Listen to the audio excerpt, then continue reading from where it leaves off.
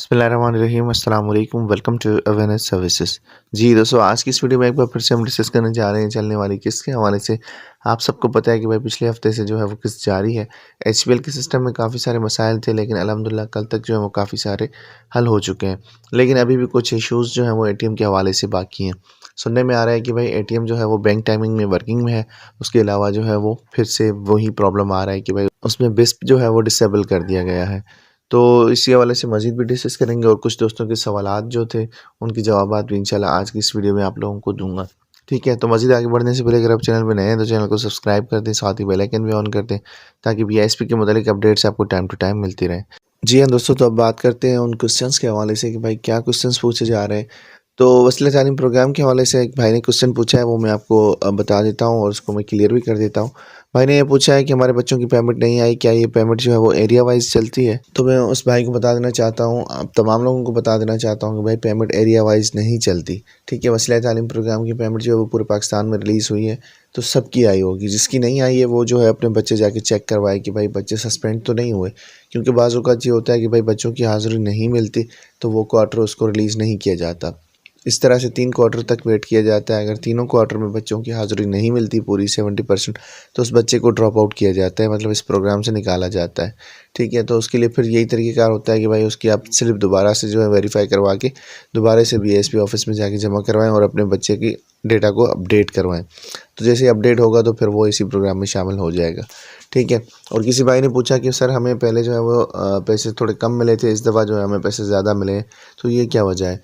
तो उस भाई को मैं ये बता देना चाहता हूँ कि भाई पहले पैसे इस वजह से कम मिले थे कि भाई पहले ये होता था कि एक क्वार्टर की पेमेंट आपकी आई होगी, ठीक है, दूसरा क्वार्टर आपका पेंडिंग में होगा। तो इस दफ़ा जो पेमेंट रिलीज़ हुई है वो 2 क्वार्टर्स की है। ठीक है, किसी किसी की 3 क्वार्टर की भी हो सकती है, तो इस वजह से उनकी पेमेंट जो है वो ज़्यादा आई है। आई थिंक कि 30,000 तक पेमेंट भी जो है वो बेनिफिशरीज़ की आई हुई है। ठीक है, तो ये क्वेश्चन भी क्लियर हो गया।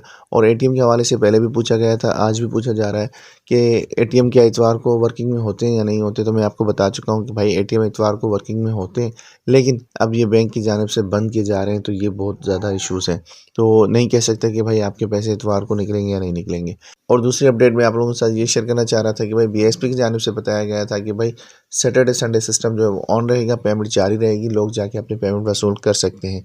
और उसके बाद जो है फिर दूसरी अपडेट आ गई कि भाई सैटरडे सिस्टम ऑन रहेगा, संडे सिस्टम ऑफ रहेगा।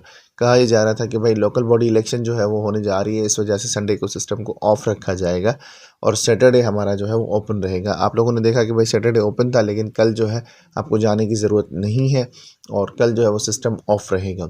एटीएम्स के हवाले से मैं आपको बता चुका कि भाई एटीएम्स पर जो है वो इश्यूज़ हैं, उन्होंने जो है वो बंद किया हुआ है, बायोमेट्रिक को डिसेबल किया हुआ है, तो इसलिए आप संडे को भी एटीएम्स विज़िट ना करें तो बेहतर है। अगर आपको कहीं कंफर्म पता चलता है कि भाई यहाँ पेमेंट चलती है तो फिर आप उस जगह को जा सकते हैं। ठीक है, और दोस्तों 933 का एरर भी लोगों को आ रहा है। 933 के हवाले से पहले भी आपको बता चुका हूँ, अभी बता देता हूँ कि भाई ये डिस्ट्रिक्ट का एरर होता है। ठीक है, बीएसपी की पेमेंट्स जो है वो डिस्ट्रिक्ट बाउंड होती हैं, मतलब आप जिस डिस्ट्रिक्ट में सर्वे करवाते हैं वहीं से आप पैसे निकलवा सकते हैं। उसके अलावा डिस्ट्रिक्ट में आप जाएंगे तो आपको 933 का एरर आएगा। ठीक है, तो पहली पेमेंट आपने वहीं से निकलवानी है जहाँ से आपने सर्वे करवाया था।